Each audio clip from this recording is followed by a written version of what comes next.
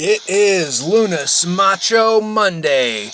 Ian Torch here, and hopefully you at least got one of the two from our double-barrel double dose of action last week with the two legendary characters that showed up in our Guess That Legend, Guess That Wrestler area.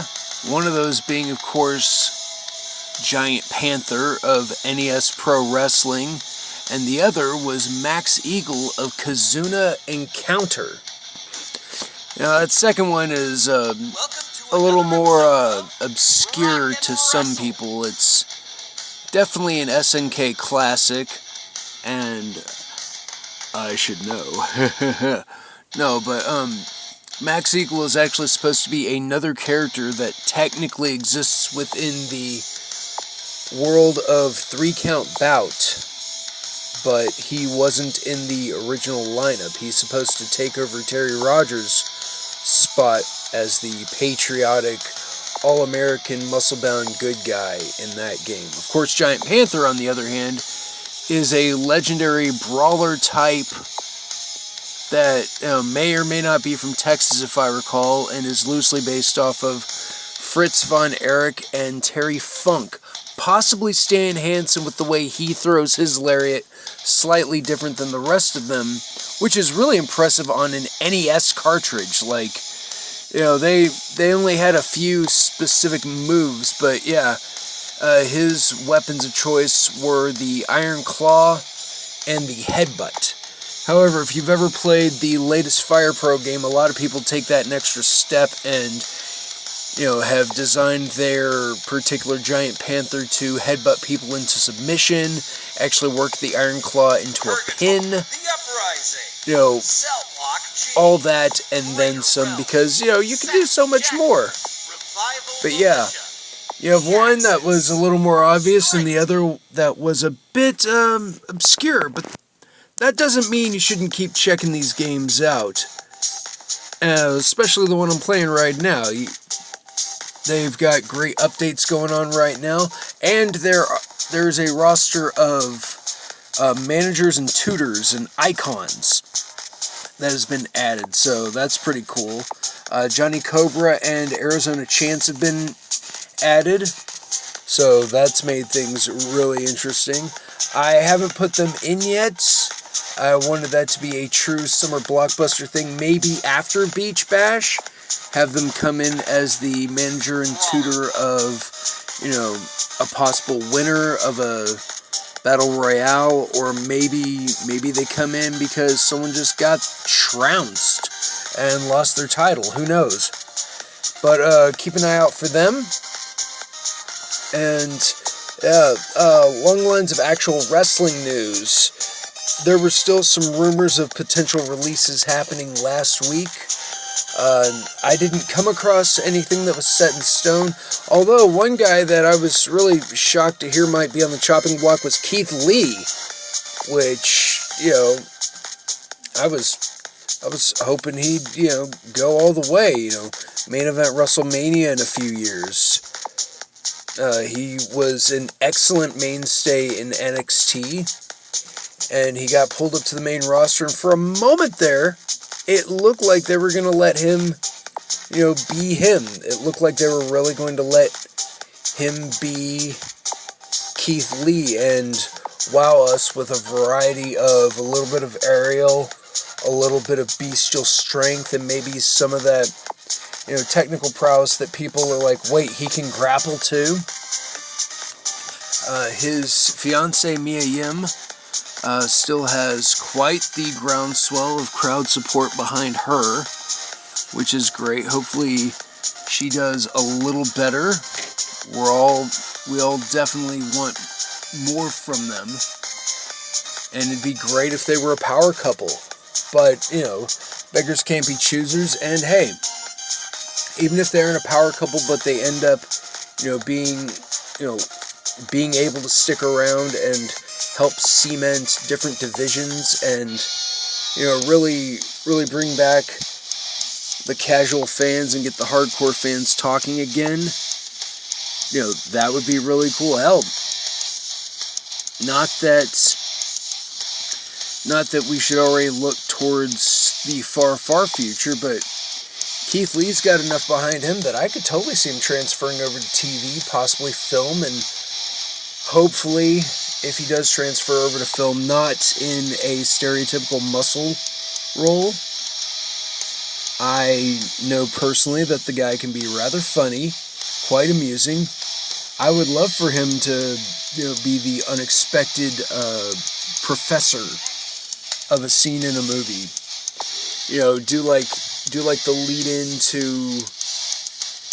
Spider-Man, and I'm not saying have him be Kirk Connors, but have him be another professor. You don't see the face at first. You hear the voice and you go, wait, that sounds like Keith Lee. And then pans down and he goes, ah, yes, Mr. Parker. And it's Keith Lee in all of his glory, just, in a sweater vest and some button-up coral dress shirt.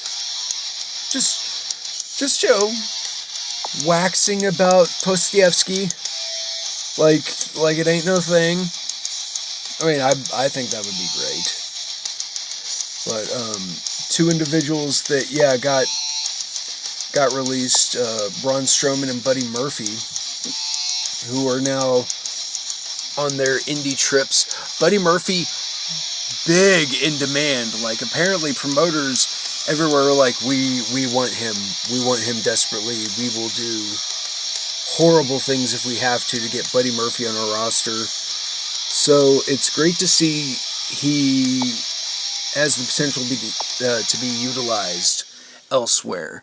Braun Strowman, for some reason, is opting to just have an exuberant, like a 5-figure deal, but if someone has the money, he won't turn it down. He has admitted to this, but I think it's his way of like taking time off, backing off, and like relaxing.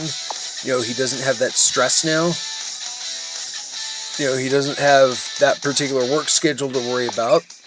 He doesn't have to worry about, those commercials. He doesn't have to worry about pushing toys, which I am going to say, if you have a Braun Strowman toy, thing's probably going to be a collector's item.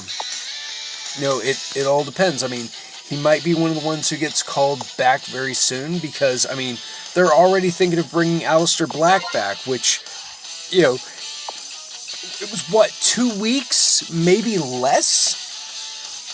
But, they let Aleister Black go, and there were rumors that Tommy End was going to be coming back to the indie scene, that he was going to head back to Europe and start stockpiling wins again. And then next thing we know, no, hey, there was some confusion there.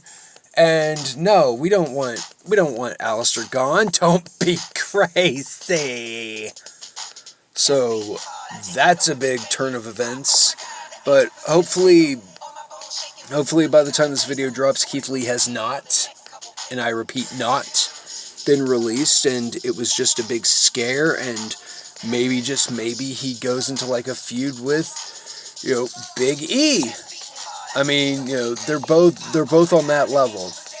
As much as some people would scream blasphemy, I really think Big E and Keith Lee could definitely have a hell of a match. Or maybe if there's something about like bringing Keith Lee into the New Day, that could be interesting. Not that Xavier Woods and Kofi Kingston need a heavy, but I would say it does add to it. Have that heavy, Xavier Woods, although he can go to the air, he looks more like a technical guy, while Kofi is an aerialist, kind of a striker. But I mean, they've been doing pretty damn well on their own without a heavy. Maybe that is the route they need to go. Not that Big E can't handle himself, but this whole shakeup within the rosters is pretty damn interesting. And with more and more promotions actually getting network exposure, Major League Wrestling, is up there. If I recall, Impact just renewed their contract with Access. They're still trying to get an Americanized New Japan, at least like an American announce team for New Japan showings, which I would absolutely love for that. And crazy idea, hear me out, but maybe we can get some more frickin' lucha back on the air in a more prominent way, instead of almost parroting local satellite and hey, what's this? I mean we could watch that soccer match, but hey, got Blue Demon Jr. here and Dr. Wagner Jr., they're tagging. That would be pretty cool. Am I the only one that misses Lucha Underground? But now we have our first match of the evening, a triple threat between Aspen North Star, the Silver God, and the soon-to-be Emperor Enyu. Back and forth they go. This is how you start a show off, folks. Here we go. And with the flowing force, Aspen North Star picks up the win. And now we have Eliza Bratt taking on Celeste. This will get one of them closer to a shot at the belt. And blinded by the light as Eliza Bratt as Celeste picks up the win. Now this is a very interesting elimination-style tag match. We have Strange Bedfellows here, and if a tag team survives, they will face off against each other, which does not seem to be happening, as the Glitter Guard will be going for the tag titles very soon.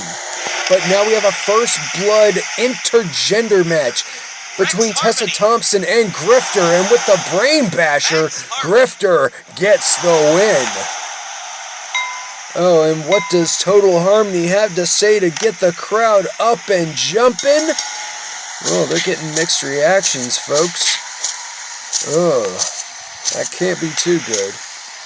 But now we have a 6-man tag as Hearst and Europa team up with Mick Bastard of all people to take on Max Contract with Samba in their corner. Back and forth they go. Samba going off against McBastard. McBastard trying to hold off Gridiron. Can he do it? In comes Hearst, but with a guillotine choke. Max Contract and Samba pick up the win. And the Lone Rider himself has gotten the crowd on his side. But now, ladies and gentlemen, this is your main event as Yoshimuro takes on Ziggy Thrash in a death match for a shot at the World Heavyweight title. Who is going to be facing Domingo? Will it be Yoshimuro? Yes, as he tells Ziggy Thrash to listen closely. Folks, that was another hell of a night. As we see, North Star is unstoppable. And Eliza Bratt getting blinded by the light. And now the Glitter Guard getting their shot. As Tessa Thompson cleans her wounds. We have Total Harmony doing what they can to get noticed. However, it doesn't look like they'll be taking on Max Contract anytime soon. But Yoshimuro will be facing Domingo for the belt at Beach Brawl. That is next week, folks. That's going to be an exciting one. But you know what else is going to be exciting? All these shows coming up. Yes, that was Rise, and that was Commander Sterling's own show coming very soon. Don't forget to check out each and every one of these, folks. We have high-class talent at each and every one of these shows. None should ever be missed. None should ever be underestimated by any means whatsoever. This is top talent that could get picked up next week, next month, next year. All it takes is one good show and a ravenous enough crowd, and anyone and everyone can come out on top. Don't forget about that Chris Harris seminar as well. Feel free to go back and double check that time and place. But don't forget about any of these shows coming up, no matter what. And until next time, I'm Ian Torch, this is LUNES Macho Monday, and that's it! It's over! Ring the bell!